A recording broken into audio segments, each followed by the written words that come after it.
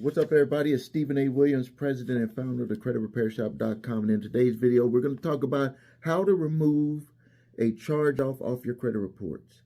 People are taking my technique, my strategy on removing a charge-off off the credit reports.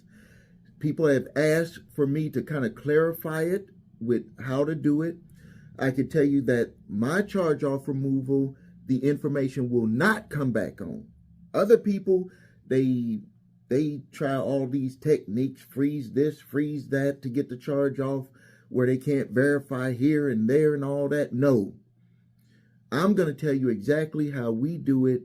And it actually lines up with what the original creditor has to follow through according to the Fair Debt Collection Practices Act. So let's clap. Let's warm up. I want to get your subconscious mind to feel. If you feel that something can work for you, it will work for you. The reason why a lot of people are having trouble right now is because they don't feel good about themselves. They don't feel good about what they're trying to do. They don't feel good about attempting anything. They don't feel good about their credit. They don't feel good because they got too much debt. They have all of these feelings on the inside. And when you have those feelings on the inside, it can make you get paralyzed to not want to do nothing. Even if something is working for you, you can't even see it because on the inside, you feel a certain way. I always say, some of the times people's credit does not get fixed is because they don't feel like it can get fixed. I know that might sound crazy, but think about it this way. I'm going to use an analogy. If you wake up in the morning and you say, I don't feel like getting out of bed, can you not really get out of bed, or do you just have a feeling of not wanting to get out of bed? You can manipulate your feelings. And if you don't manipulate your feelings when you're trying to get out of bed, you will start to feel things to where you don't feel good about getting out of bed. Like you make your brain start bringing stuff to you. The universe brings stuff to you to make you feel bad. The same with credit. When you're trying to work on your credit, you can't focus on what's bad about your credit. You got to focus on that your credit is changing. Your credit is better. Your credit is getting better. Like, it'll bring things into your universe and make things happen for you that you probably never thought could have happened. That's why people say it was a miracle. It wasn't really a miracle. It was your mindset. Your mindset can make the difference. So let's talk about removing a charge-off. I came up with this strategy years ago, and I actually ran it across my attorney friend in New York. How you doing if you're watching this video? And he said that that's a very interesting way to look at it. And he is an attorney that deals with consumer issues. And I was like, have you ever looked at it this way? And he said he never has. And he was like, man, I really appreciate you, giving me this insight. So here's the backdrop of it. And this is what made me even think about that. This is the best way to remove a charge off of your credit reports. Let's just look at it. If you were to contact your, let's just say you have a credit card charge off and it's made it 6 months. So to get a charge off, it has to have no payments for 180 days for a credit card. And then it charges off. And at that point, all types of decisions could be made. It could be sold. You could even settle it for less. Anything could happen. But when it comes to credit reporting, this is the key word. Please listen to me.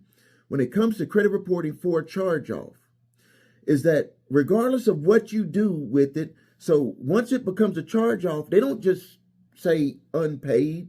They say charge off.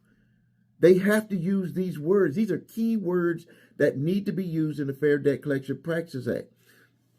The Fair Credit Reporting Act. I apologize. Fair Credit Reporting Act. So they're going to report it as a charge-off. When it's reported as a charge-off, that does not mean that you don't owe it. That just means that it's taken off of the good books and put on as a non-performing account. So they're compliant with all regulations when it comes to banking. So the next thing is that you could either pay it for less, they could sell it, all types of things can happen. And the crazy thing about it is that if they're going to sell it, it could take upwards of a year. So you could contact them and try to do all types of things. They won't even, some of these companies won't even settle it with you. So let's look at it first from the standpoint of if the company said, okay, hey, you owed us $5,000, we'll settle it for $1,000. So we just wash our hands of it, 25 cents on the dollar. They would mark on there paid for less. Now, we all know that, right? It would mark on there paid for less. That's what every video or every person always talked about. Well, in my thought process one of the days years ago, I was like, if they mark it paid for less, they don't even say who it's paid for less. It's just stated like it's just an automatic. The client that had the card must have paid it for less. And I was like, they don't say John paid for less or, paid for less or whatever. It just says paid for less. So I was like, well, if a company sells a debt, are they taking payment on that debt? Technically, are they taking payment on that debt? And then I was like, it's not technically they're taking payment on that debt. They are taking payment on that debt for less. You cannot sell someone an asset for the asking price of the full amount or for less without taking payment. So I was like, if they're taking payment, shouldn't they make an update on the reporting? So what we've seen over the years, this is what they'll do. They'll just say sold to another, so I think some of the time they would say to a collector, but they would just say account sold. They would never make the update on there that it was paid for less. And I was like, okay, with my thinking cap on, what I had started looking at is I was like, okay, let me look at when my mortgage was sold to another servicer. And I had noticed that on there, it said sold, and then it would say paid in full. So I was thinking, okay, so if you have a charge off and they sell it to a debt collector or sell it to anyone, to someone else, what would have to be the remarks that would be placed in there? What would be the appropriate remarks? We know the remarks that they're going to put in there is just sold. But what would be the appropriate remarks? And so that's when I put my theory to the test. And lo and behold, when we did that, we either got one of two things that happened. It would either state in there paid for less, but most of the creditors would just remove the information off the credit reports. They would just remove it off the credit reports. So if you have a charge off on your credit reports right now, you need to do the background history on it. The free credit report places don't give you this information. You need to look in the comment section to see what they stated. And if you know that a debt collector is coming after you for that debt, you have the ammunition to use that to get them to either mark it paid for less or to just remove it. And in the letters that we make, we tell them you can either pay for less or remove it.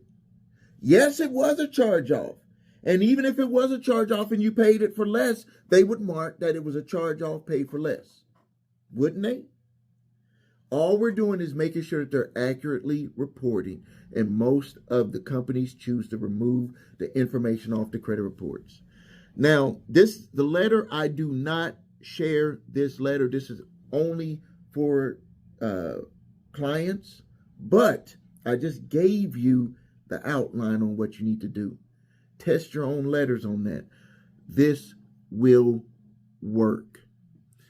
Thank you for your time. If you need help with your credit, please visit us at thecreditrepairshop.com. Watch video What Makes Us Different so you can see my 8-point validation process and my 2-phase settlement process. That's the way we repair credit. If you cannot follow that process, please choose another company.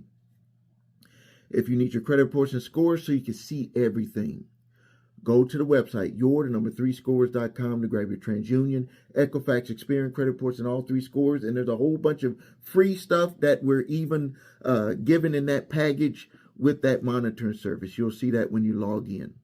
If you have debt collectors coming after you early, grab my 3-pack of letters: statute of limitations, cease and desist collection activities letter, and debt validation letter. It will stop debt collectors depending on where you're at. If it's statute of limitations, you only need the statute of limitations, no debt validation. Look at your state laws on debt. That is not a judgment. Look at the statute of limitations. If it's 1 day past, all you need is a statute of limitations letter, no debt validation, and they will stop coming after you. Thank you for your time. Please subscribe to the channel, post your questions and comments. This is Stephen A. Williams, president and founder of thecreditrepairshop.com.